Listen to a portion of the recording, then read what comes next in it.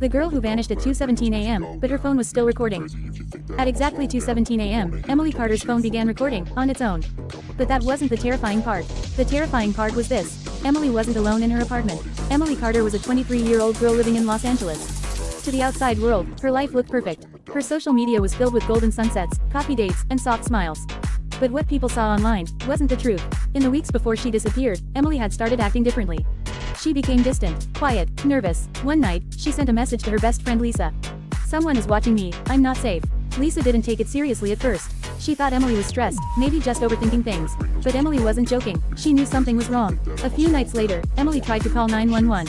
But the call ended abruptly, before she could say anything. And then came that night. At exactly 2:17 a.m., her phone started recording automatically. The audio captured only a few chilling details. Soft footsteps, a faint knocking sound, and Emily's trembling voice. "Who's there?" Then, silence. The next morning, Emily didn't show up for work. Her phone was unreachable. Her apartment door was locked from the inside. No response. When the police arrived, they broke the door open. What they found was disturbing, not because of chaos, but because of the complete lack of it. The apartment was perfectly clean. No signs of struggle, no broken furniture, no blood. It was as if nothing had ever happened. Except for one thing, Emily's phone, lying on the bed, still holding the recording from 2:17 a.m. The investigation began immediately. Detectives first checked the building's security cameras. But what they found made no sense. From 2 a.m. to 3 a.m., every single camera had stopped working. Not damaged, not broken, just turned off, as if someone had planned it. A neighbor came forward with a strange statement. He said he had seen a man standing outside Emily's apartment a few days earlier. Not knocking, not moving, just standing there, staring at the door. When asked for more details, the neighbor couldn't describe his face clearly. And when police searched for any record matching the description, they found nothing. It was like the man had never existed. Meanwhile, investigators began analyzing Emily's phone. The last known activity was the 2:17 a.m. recording. But hidden deep inside the device, they found something else. An audio file, one that Emily had never saved. When they played it, a distorted voice filled the room. Low, deep, unnatural. It said only one sentence. "You shouldn't have looked." That was the moment everything changed. Police dug deeper into Emily's recent activity. Her search history, her messages, her online behavior, and then they found it. Emily had been active on an online forum focused on unsolved disappearances.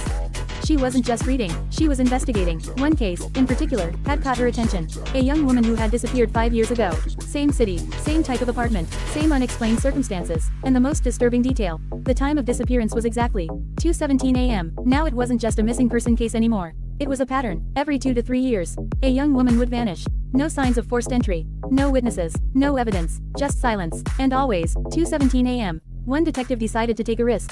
"If this is a pattern," he said, "then maybe we can trigger it." They recreated the exact conditions inside Emily's apartment. Same lighting, same setup, same silence, and they waited. At exactly 2:17 a.m., something happened. A faint sound echoed through the room. Footsteps, slow, deliberate, but no, one was there. Then suddenly, the camera feed glitched. Static filled the screen, and for just a split second, a shadow appeared, standing in the corner, watching. That was the moment the truth became clear. This wasn't just a normal killer. This wasn't a random crime. This was something far more calculated. Whoever, or whatever, was responsible, didn't choose victims randomly. It targeted people who looked too deeply into the past. People who asked too many questions.